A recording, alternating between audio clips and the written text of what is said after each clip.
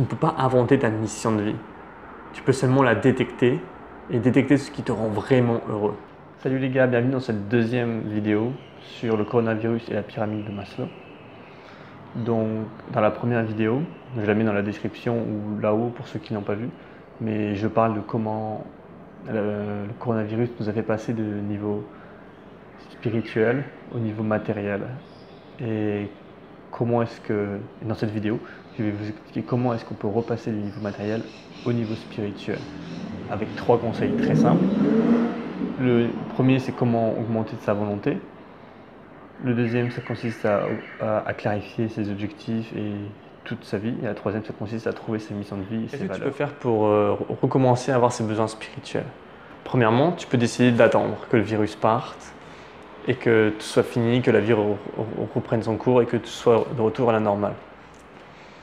Ça peut prendre des jours, des semaines, des mois. Maintenant, tu peux attendre, regarder Netflix et ne rien faire. Tu peux rester à la maison, manger. C'est tout. Deuxième chose, tu peux prendre ce moment comme une opportunité pour te concentrer sur tes objectifs du futur, pour les définir, pour créer un projet que tu as voulu faire depuis longtemps, pour apprendre une nouvelle compétence, quelque chose comme ça. Je vais vous donner l'exemple des doctorants. Tellement de doctorants ne savent pas ce qu'ils veulent faire de leur vie. Quand je leur demande « tu veux faire quoi plus tard ?» Ils me répondent tous « je sais pas, je verrai dans 3 ans, j'ai encore le temps, je verrai dans 2 ans, je verrai dans 1 an, je verrai dans 6 mois, je verrai dans 3 semaines ». Ils me disent tout ça. Et au final, ils suivent juste un chemin aléatoire, ils n'ont pas de destination, ils ne savent pas ce qu'ils veulent faire de leur vie. Et le problème, c'est que le nombre de doctorants augmente, mais le nombre de postes après le doctorat n'augmente pas autant. Du coup, ce qu'il faut faire, c'est voir le doctorat plus comme un entraînement, comme une préparation pour ce que tu vas faire après. Le doctorat est une préparation, ce n'est pas une finalité. Après ton doctorat, tu n'as rien de concret. Le doctorat, c'est un peu un CDD. Donc, premièrement, c'est trouver ta mission de vie. Si tu te considères comme étant un bateau, peu importe comment puissant, rapide, épais ton bateau est, si tu ne sais pas où tu vas aller, si tu n'as pas une destination, tu vas être perdu. Et c'est pour ça que dans ta vie, tu dois avoir une destination. Sinon, tu vas juste errer aléatoirement et ne rien accomplir à la fin. Donc, je vous propose un petit exercice qui consiste à t'imaginer le jour de tes 25 ans, le jour de tes 50 ans et le jour de tes funérailles. Qu'est-ce que tu veux que les gens disent? Qu'est-ce que tu veux avoir accompli? Quel regret tu veux ne pas avoir? Et une fois que tu as défini ça, définis qu'est-ce qui est le succès pour toi. Le succès, c'est toujours par rapport à toi-même. Le succès, c'est avec toi-même. Donc, quelque chose de successful pour toi ne sera pas successful pour d'autres personnes. Donc, définis ce qui, pour toi, est la réussite. Pour ça, tu peux utiliser 3 choses. Premièrement, ton imagination, qui va te permettre d'imaginer qui tu veux devenir plus tard. Deuxièmement, ta conscience. Quelles sont tes valeurs? Quelles sont pour toi les choses que les gens doivent respecter? Troisièmement, ton envie de faire des choses et de passer à l'action. Car tu as beau avoir des idées, tu as beau savoir qui tu veux devenir, tu dois agir. En très simple, sois imaginatif pour savoir qui tu veux devenir, sois consciencieux pour connaître tes valeurs et agis en regardant les 2 précédents. Premièrement, tu dois trouver ton being, être. Tu dois savoir qui tu veux être, qui tu veux devenir. Donc, ça comprend les valeurs. Quelles sont tes valeurs? Tu peux avoir vraiment les valeurs que tu veux. Ça dépend de toi.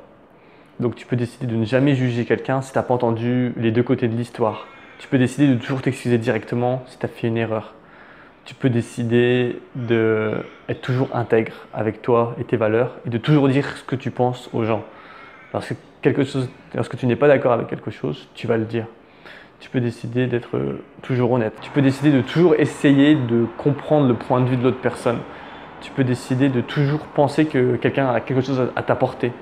Tu peux décider que le sport c'est le plus important et que tout le monde doit faire du sport et s'ils n'en font pas, ils y ratent leur vie. Et des valeurs, et supporte ces valeurs et respecte-les.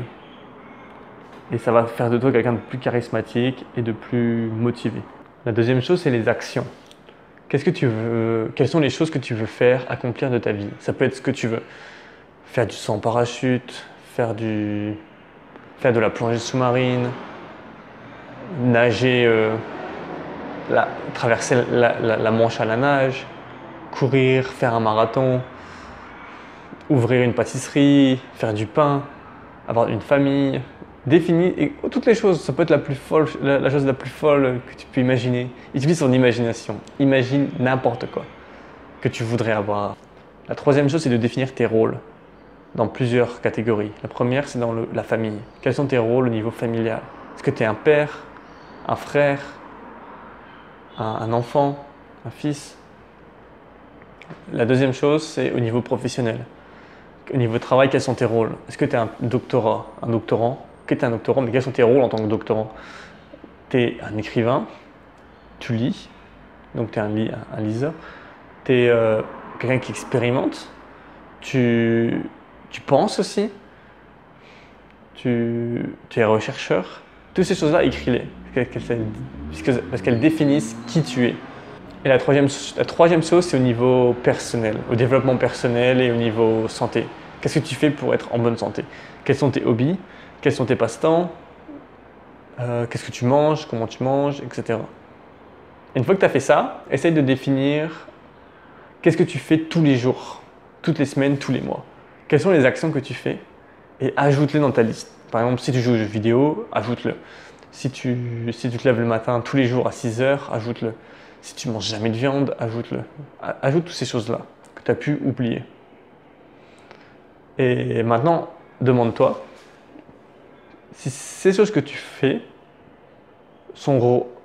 comment est-ce qu'elles sont importantes pour toi et la personne que tu veux devenir. Pourquoi est-ce que tu dois les faire pour devenir cette personne? Par exemple, pourquoi est-ce que tu fais un doctorat? Pourquoi est-ce que tu joues aux jeux vidéo? Est-ce que ça prend du sens par rapport à la personne que tu veux devenir plus tard? Si oui, continue à le faire. Sinon, essaye de remplacer cette habitude. Et après, définis tes objectifs au long terme, regardant ce que tu fais déjà. Donc, définis ce que tu veux faire dans chacune de ces catégories.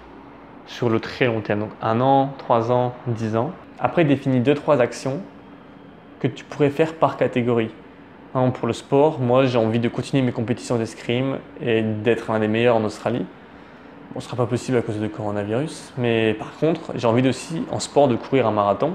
Maintenant, dis-moi, est-ce que honnêtement, tu agis et tu as défini ces objectifs? Ou est-ce que tu ne l'as toujours pas fait? Si tu ne l'as pas fait, mets cette vidéo en pause et prends une feuille de papier et fais-le. C'est important pour toi, c'est important pour ton futur.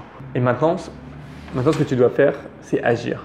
Car avoir des rêves, c'est bien, mais si tu fais rien, ils vont jamais se réaliser.